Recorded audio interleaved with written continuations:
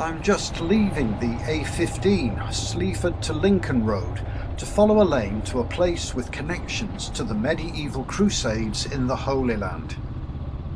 What's that got to do with a quiet lane in Lincolnshire, you might be asking? Stay with me. Thanks for joining me on the ride today. It's good to have your company. South of Lincoln, I'm in an area of open agricultural land with extensive views, lost villages and isolated churches. My lane veers off left here, but Warren Lane, now a bridleway, carries straight on to a small isolated church, the Church of St. John, at a place where 5 lanes meet. Still, I follow this tree-lined lane.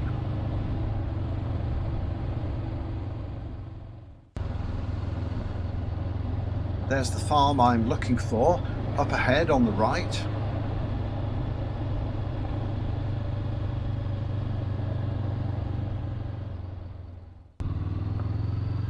Here it is, the track past Temple Farm.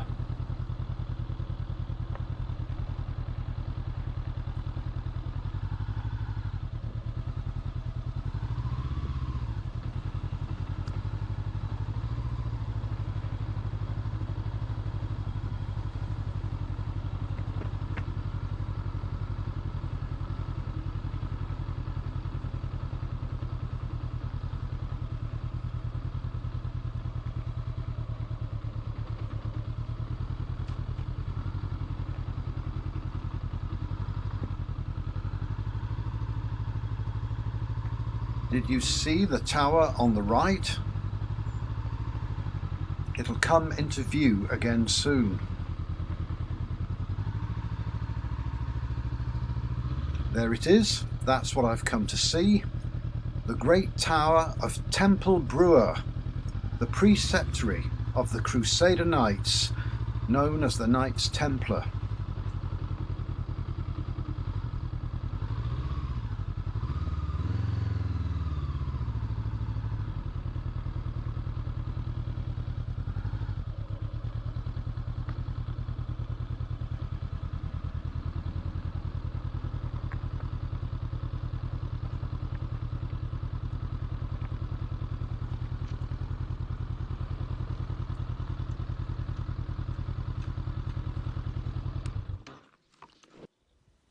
Let's take a walk.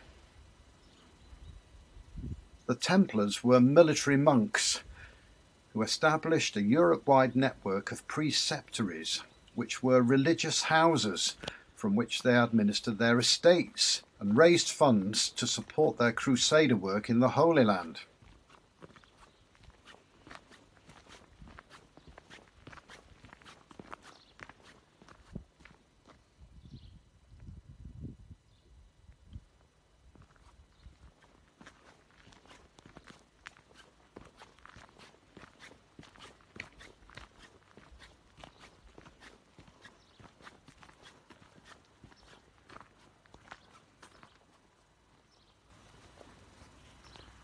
Wow, this is an impressive piece of medieval architecture standing here all alone in this farmyard.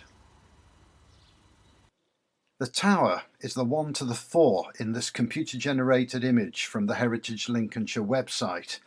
The surviving 13th century tower once formed part of a great Templar church, the most important outside London. It was attached to a circular church that replicated the circular church of the Holy Sepulchre in Jerusalem. Parts of the circular nave were still standing in 1736, as shown here. There's no visible trace of it now. The size of this truncated tower gives you some idea of the scale of the former intact church in its heyday. It's one of the few Templar sites still to have standing remains, a rare survivor. This ground floor probably served as a side chapel or chapter house. That's a grave cover of a knight excavated from the farmyard. On the floor lies the excavated section of a stone pillar that once stood elsewhere, most probably in the lost circular nave. That decorated stonework is the base to an altar that stood against the wall where the raw rubble is now exposed.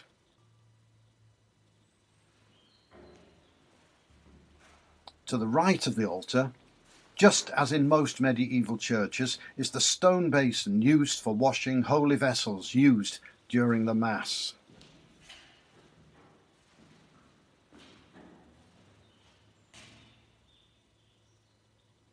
Those small arches, known as blind arcading, once had columns running down to the ground, between which were seats for the priestly knights. You can make out the column bases next to the grave cover.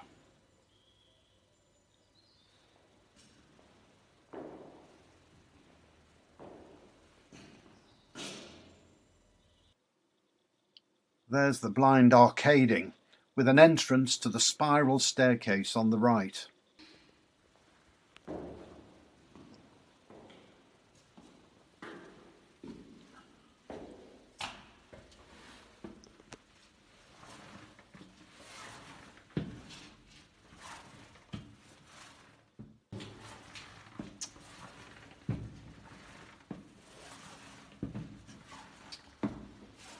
Who knows what this room was used for?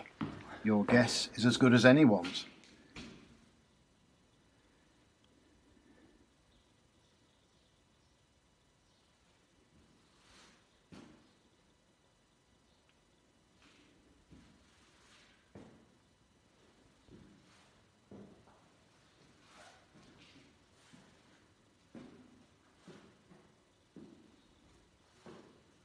That's the remnant of a further spiral staircase that once went up to a floor above.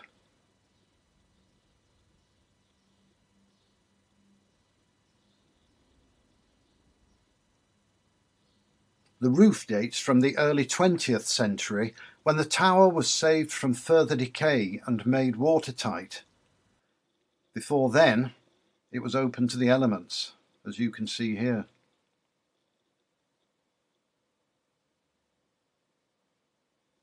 There's graffiti everywhere, some recent, others much older. There's Thomas Lanchester, who made his mark in 1827. There's a C. Robertson of nearby Navenby, a joiner. And is that 1817 underneath his name? Annie Glazier visited the place in 1872, and the owner of initials IR came here in 1752. And is that date 1688?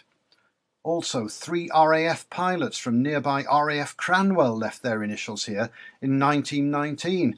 The RAF had only just been formed as an independent service a year earlier. It is highly likely too that Lawrence of Arabia would have visited Temple Bruer under the pseudonym T.E. Shaw. He once worked at RAF Cranwell. Formerly an archaeologist and author of a book about Crusader castles, he would surely have ridden his Brough Superior here.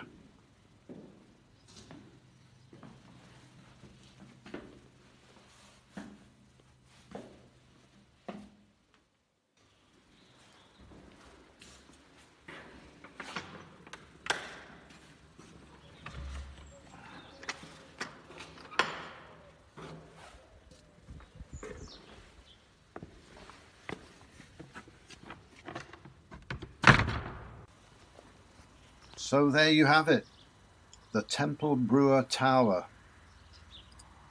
Such history is here, connections with the tumultuous events in the Holy Land of the Middle Ages.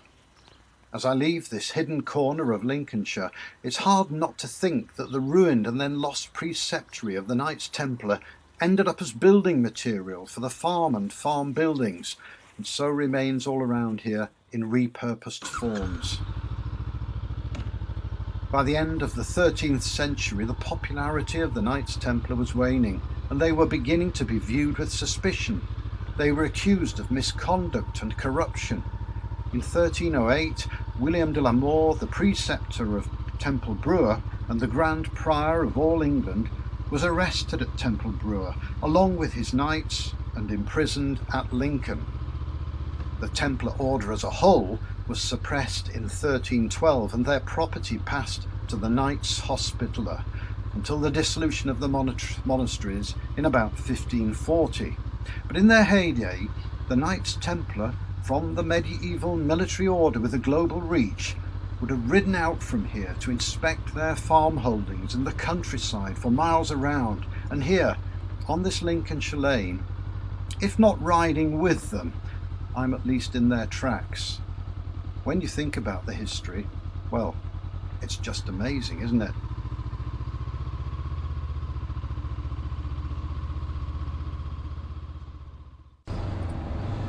Thank you for riding with me today. If you've enjoyed the trip, please like, subscribe, perhaps even share, and I'll let you know when I'm next out and about. For now, I'm done.